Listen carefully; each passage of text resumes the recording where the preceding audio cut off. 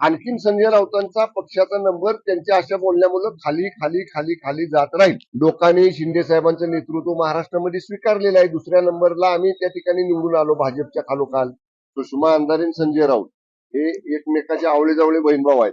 माझ्याकडे सांगली महानगरपालिकेचा संपर्क मंत्री म्हणून सांगली जिल्ह्याचा जबाबदारी आहे. मी रात्री सांगलीवरून आलो, आजची बैठक करून आता नव्या मुंबईला निघालो आणि कायदा सुव्यवस्था जिल्ह्याची कुठेही बिघडलेली नाही. कालच्या नगरपालिका नगर परिषद निवडणुकीत महाराष्ट्रानं दाखवलं कोण काय आहे ते. गटाच्या नेत्या सुषमा अंधारे यांनी तुमच्यावर अशी टीका केली, साताऱ्यातली कायदा सुव्यवस्था बिघडलेली आहे, पालकमंत्री कोणत्या बियात जाऊन. काय झालंय, सुषमा अंधारे मुंबईमध्ये मीडिया पुढे बोलतात. माझ्याकडे सांगली महानगरपालिकेचा संपर्क मंत्री म्हणून सांगली जिल्ह्याचा जबाबदारी आहे. मी रात्री सांगलीवरून आलो, आजची बैठक करून आता नव्या मुंबईला निघालो. सुषमा अंधारेंना मुंबईत बसून बोलायला काय लागते? आम्ही लोकांच्यात आहे, सारखं लोकांच्याच जातोय आणि कायदा सुव्यवस्था जिल्ह्याची कुठेही बिघडलेली नाही. कायदा सुव्यवस्थेच्या बाबतीत सातारा जिल्ह्यातल्या त्यांच्याशी कधीही वन टू वन चर्चा करायला आमची तयारी आहे. सुषमा अंधारेंनी सातारा जिल्ह्यातल्या कायदा सुव्यवस्थेची चिंता करण्याची गरज नाही. कायदा सुव्यवस्था जिल्ह्यातली अबाधित आहे.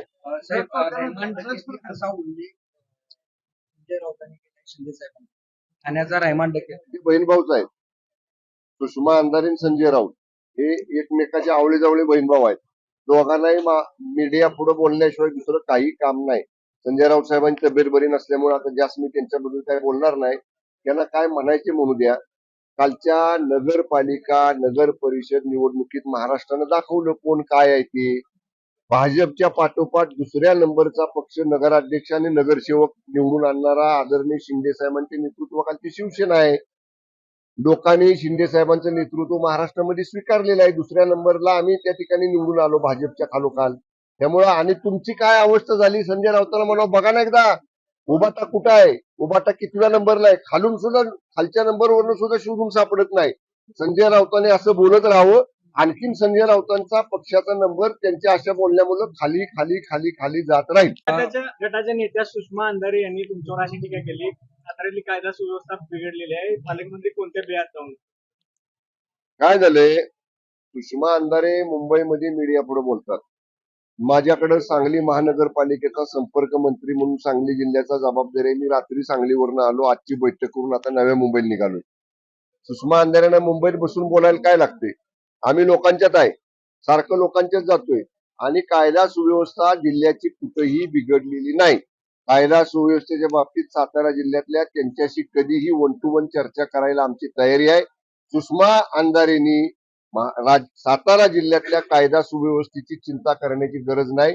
कायदा सुव्यवस्था जिल्ह्यातली अबाधित आहे.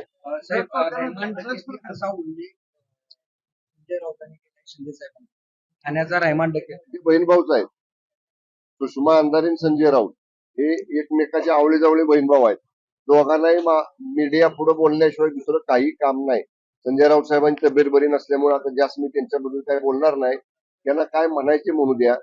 कालच्या नगरपालिका नगर परिषद निवडणुकीत महाराष्ट्रानं दाखवलं कोण काय आहे ते.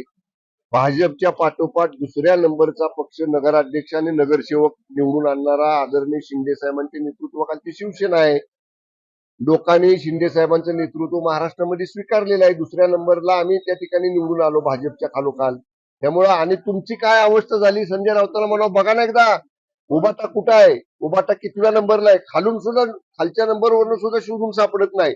संजय राऊतांनी असं बोलत राहावं. आणखीन संजय राऊतांचा पक्षाचा नंबर त्यांच्या अशा बोलण्यामुळे खाली खाली खाली खाली जात राहील.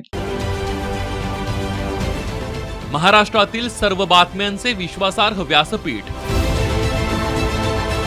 सकाळच्या सर्व सोशल मीडिया प्लॅटफॉर्मला लाईक, फॉलो आणि सबस्क्राईब करा. तसंच सर्व नोटिफिकेशनसाठी बेल आयकॉन प्रेस करायला विसरू नका.